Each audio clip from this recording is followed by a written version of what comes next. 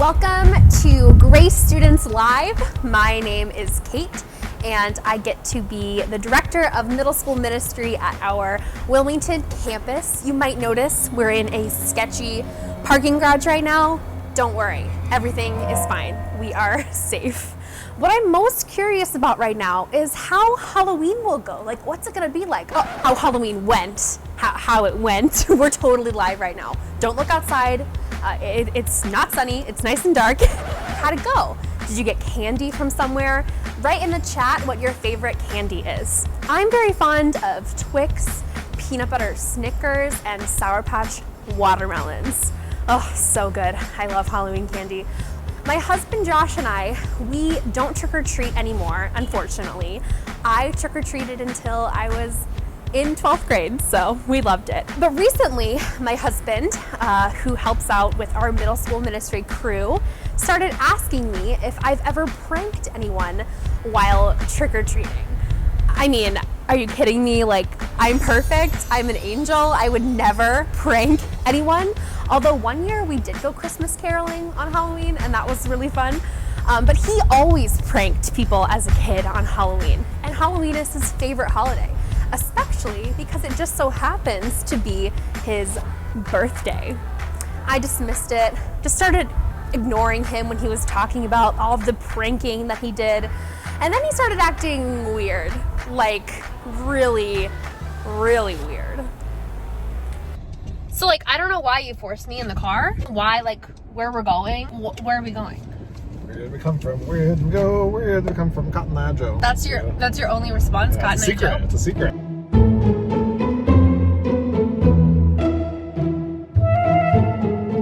Oh, F is for friends who do stuff together. U is for you and me.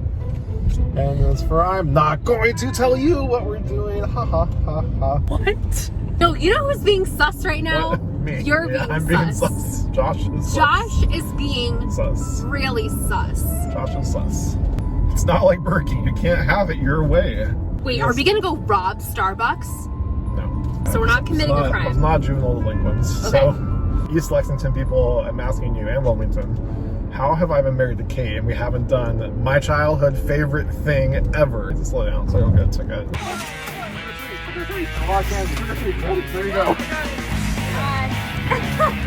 So like, that's how you tricked people? You just like went up to them and threw candy at them? That's how I did trick-or-treat as a kid. Is that not how you did trick-or-treat as a kid? That's how you trick-or-treated as a kid? Yeah. Are you serious? Yeah, when you're born on Halloween, you're supposed to do inverse trick-or-treat. That's how it works. Because you have to bring joy to the world.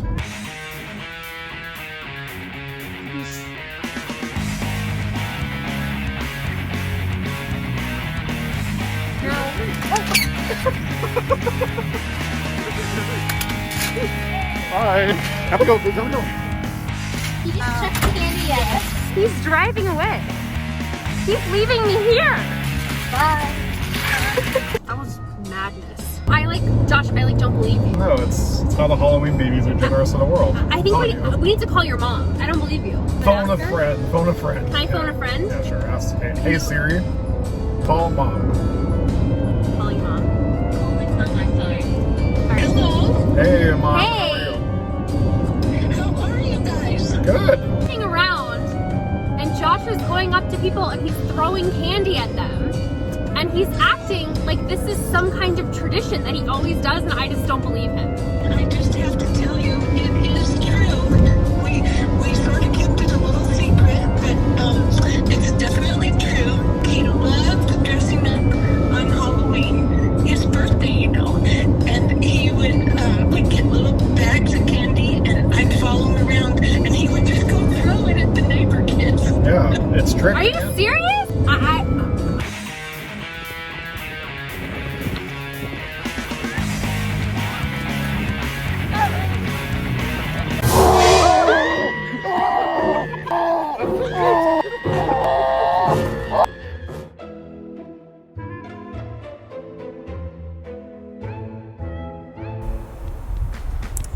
I mean, I guess that was pretty good. I should mention that no one was harmed permanently in the making of that video. Not even with the giant gummy bear. Everyone is safe. Tonight we start a new series for the month. The series is called Like Me. We all have a tendency to compare ourselves to others. The grades we're getting, the friends we have, the clothes we wear, the highlight reel on your Instagram feed, your TikToks, the fact that you maybe don't have a phone and everyone else does. It feels like one long list of what others have and what you don't have. I was a theater kid in high school and middle school. I was constantly performing in musicals or plays, which is basically a breeding ground for comparison. I was constantly wondering, why can't I sing like her? Or why can't I act like him? Why am I not the best actress here? It was very difficult for me to focus on my part and not compare myself to others. It's hard to stop comparing yourself to others, and it can often feel like God is doing the same.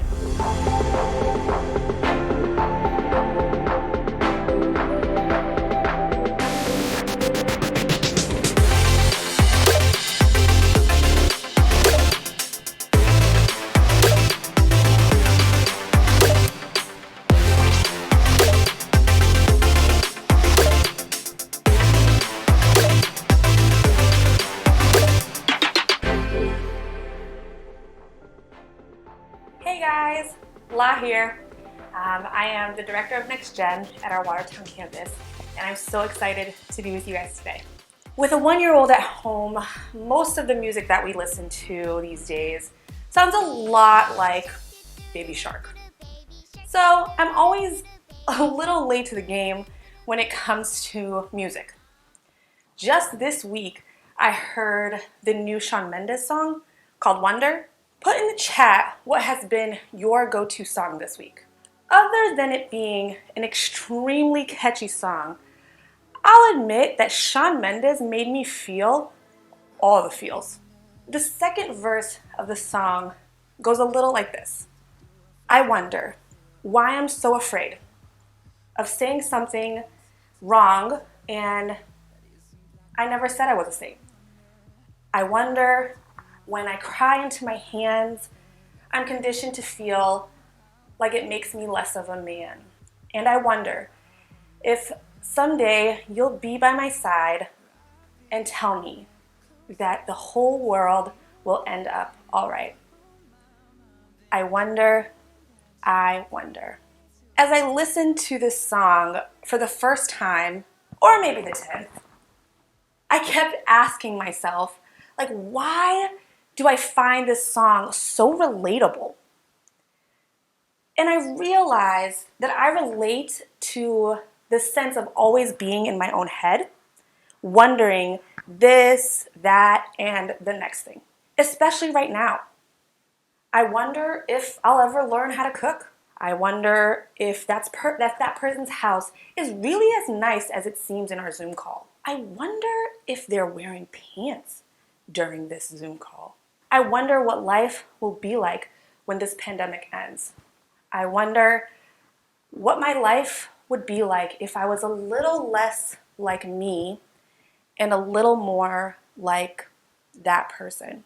I have these two childhood friends. For the sake of this story, let's call them Pete and David. Pete and David are brothers, and we grew up in the same church.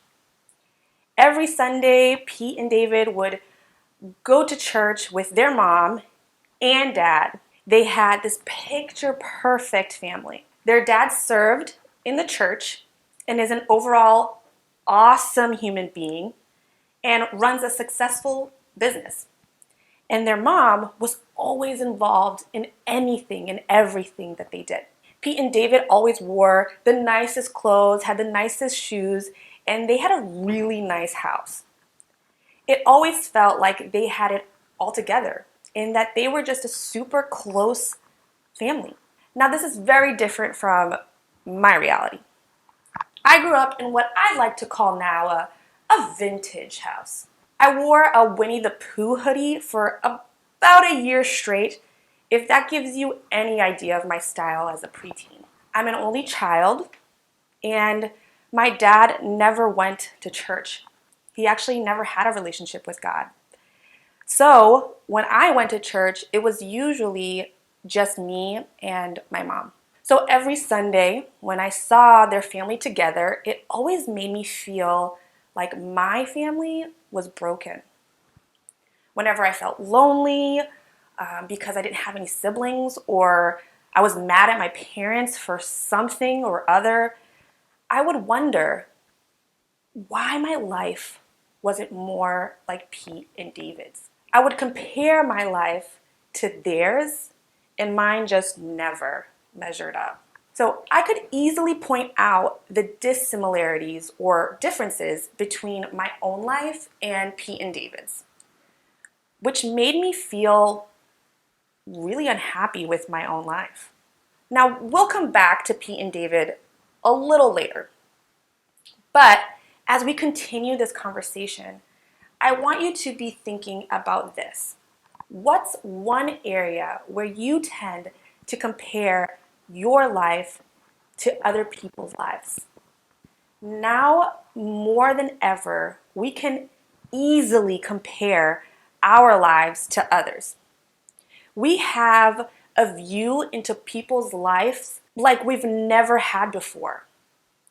We can see into people's homes through Zoom. We can see people's closets through a YouTube haul video. We see people's new tech through a reaction video. We see a person's life through an Instagram account. We see all of these things and we start to assume that people have the perfect life. We look at what others put online and then we match it up to what we know is true about our current reality. And when we do that, their life always looks better. They look better. We end up feeling less than, and it's typically when we respond in one of the following ways. We overachieve, maybe seeing someone else's perfect life lights a fire under you, and you start working really hard to keep up with what other people are doing and projecting in hopes of getting the same results. Or we do nothing. Maybe watching others makes you feel like there's no way you can do what they do or be who they are. So why even try? And then lastly, we play it over and over in our minds. Whether it's anxiety, sadness, jealousy, or motivation to go out there and make life look better, you may find yourself unable to think about anything else. No matter how we respond, the result is usually always the same. It feels bad. That's what comparison does. And here's the tricky thing about comparing our lives to someone else's. We know ourselves. We know and live the good, the bad, the happy, the sad. We get the whole picture of our own lives. We see every part. And as much as we'd like to believe that we see other people's lives in their whole reality, the truth is, it's not. A vlog is edited, a picture is filtered. We pick the best spot in our house for our Zoom call with the best lighting. We put our best foot forward when we leave the house. We rewrite a caption 100 times before we post, or we film a video 30 times before we send it. Even with that being said, we still can't help it. We compare ourselves daily to others. Comparison has become such a norm in our culture that most of us don't even realize we're doing it. In the New Testament, in the book of Acts, we are introduced to this guy named Saul, who has this crazy encounter with God, and he becomes Paul.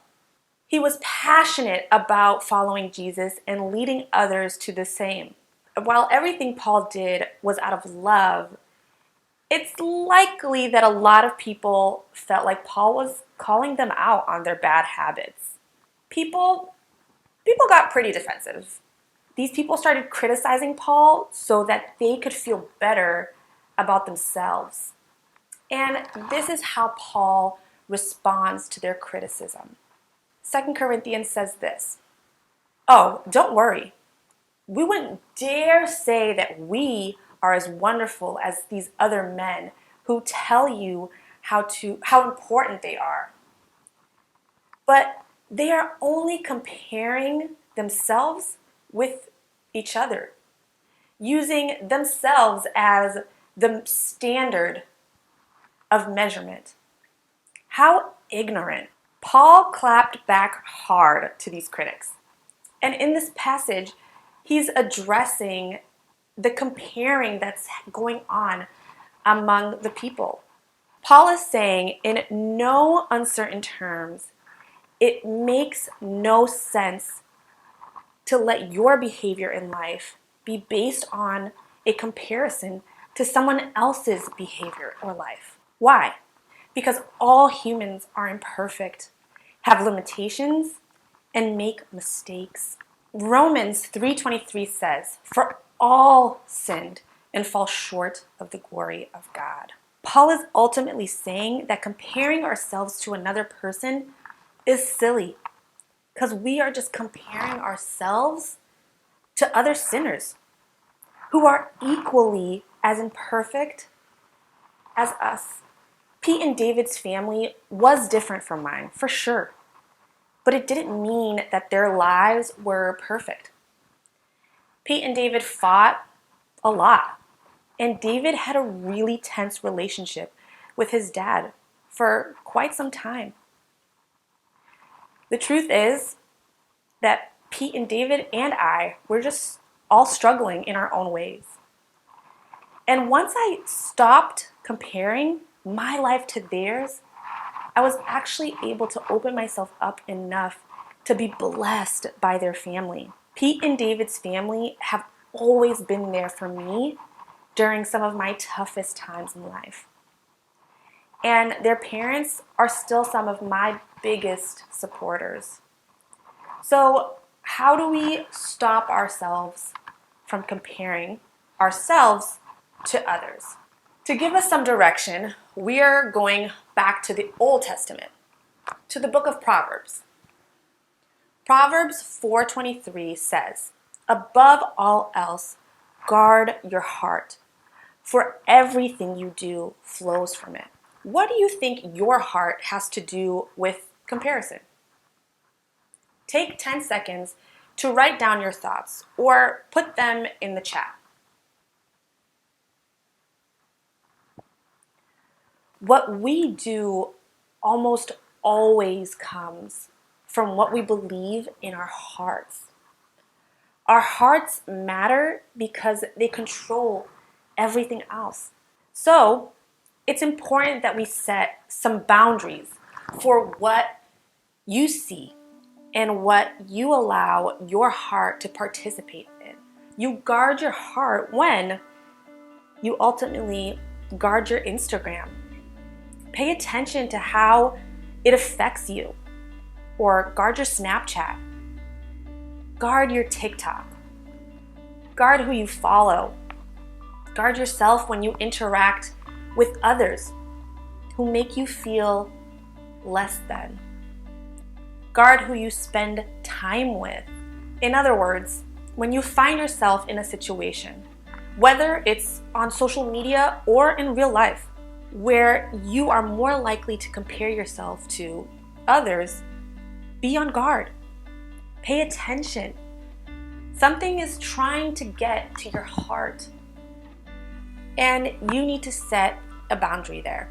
So much of this can be tough to notice in the moment. That's why being on guard can be helpful.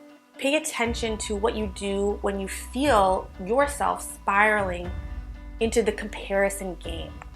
Maybe you find yourself overachieving and striving for others' attention. Maybe you find yourself feeling deflated, that you wonder, why do I even try? Or maybe you find yourself playing the images over and over in your mind. When those things happen, pay attention. That's your clue. That's your clue that you're stuck in the comparison game.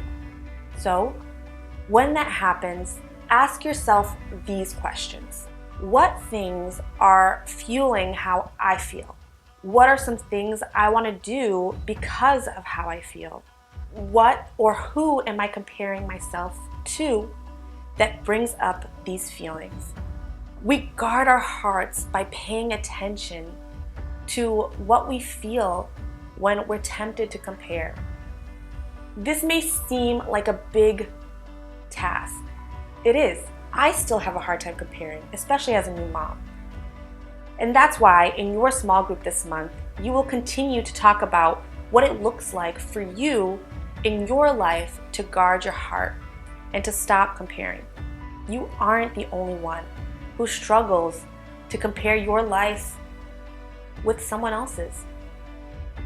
But remember, how others live their lives does not define who you are, and it certainly does not need to define your worth. What would it look like if you began to guard your heart when it comes to comparing your life to others? Imagine being able to walk confidently in who you are. Imagine how different your day would be.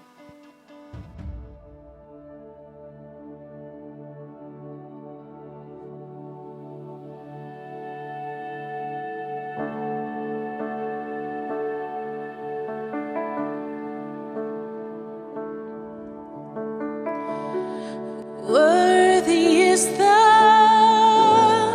Lamb who was slain. Holy, holy is He. Sing a new song to Him who sits on heaven's mercy seat. Worthy is the Lamb who was slain. Holy, holy is He.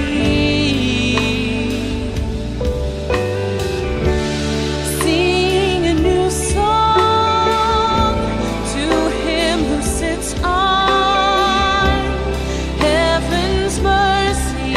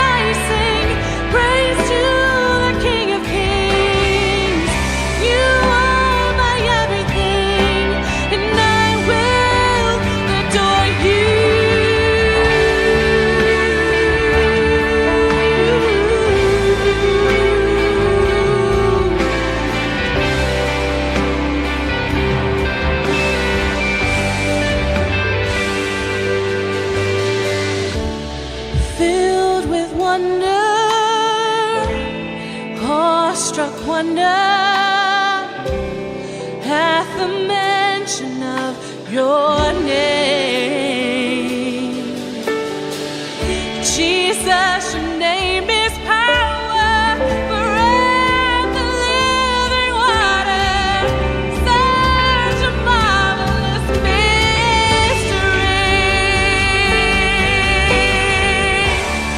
Holy, holy, holy is the Lord God Almighty, who was and is to come. With all creation I sing praise to the King of Kings. You are my everything, and I will adore you. Holy, holy, holy is the Lord God Almighty, who was and is to come. With all creation I sing praise to the King of Kings. You are my everything, and I will adore you.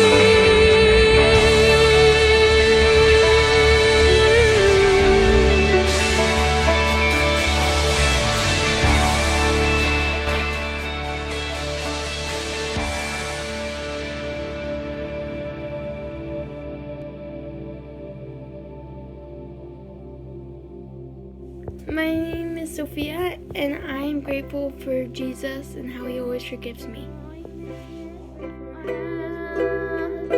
You know what it's like to be tired and only a shell of yourself.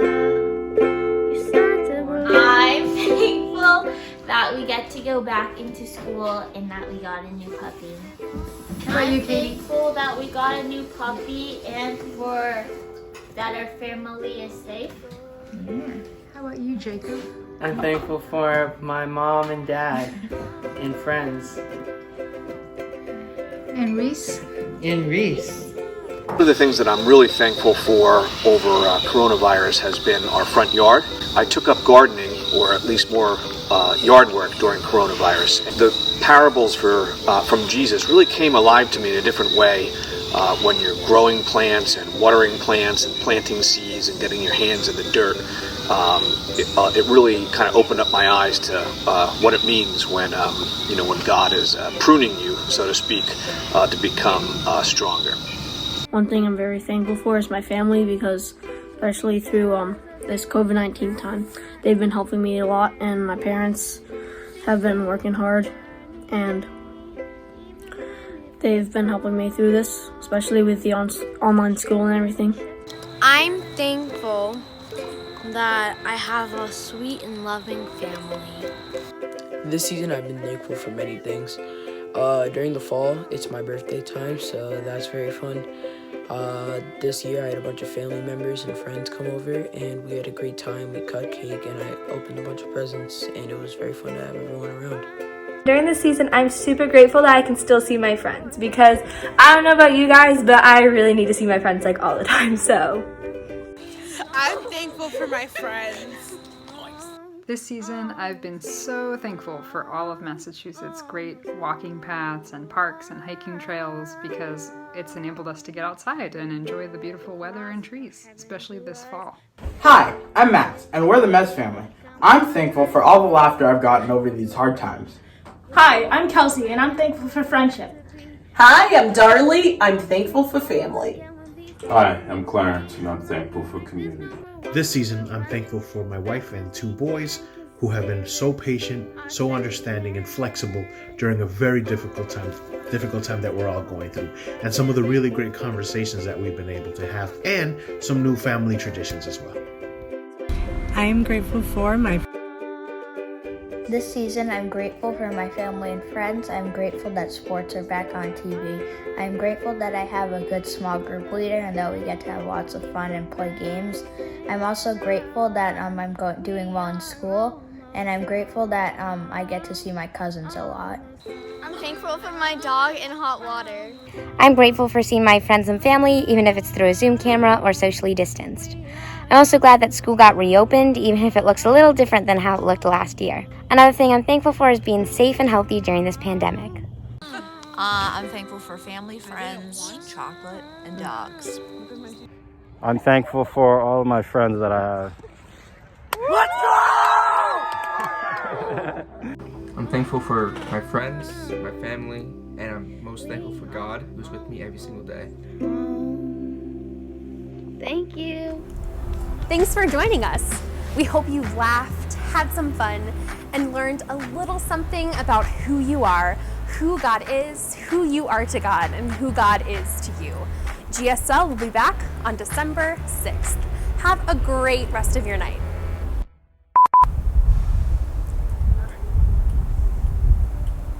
Worship, worship, worship. Thank you, compilation. Husband Josh, well, he helps out with the middle school crew, and he started asking me if I ever pranked anyone when I was trick-or-treating. Are you kidding me? I'm an angel. I would never prank anyone. How am I doing? I think you should just do it. I'm gonna go home. I had sweet green. I went to H&M. I'm gonna leave. Here's the deal. I was born on Halloween. I know, a pastor born on Halloween, pretty weird, right? Believe me, I've heard all the jokes. When you're born on Halloween, what you do is reverse trick-or-treating. Instead of knocking on a door to get candy, you knock on a door to give candy, whether they want it or not. I'm gonna go to some random dude's house. Brian? Reverse trick-or-treat! Happy Halloween, dude! Oh! That's how it works. I gotta go. Happy Halloween.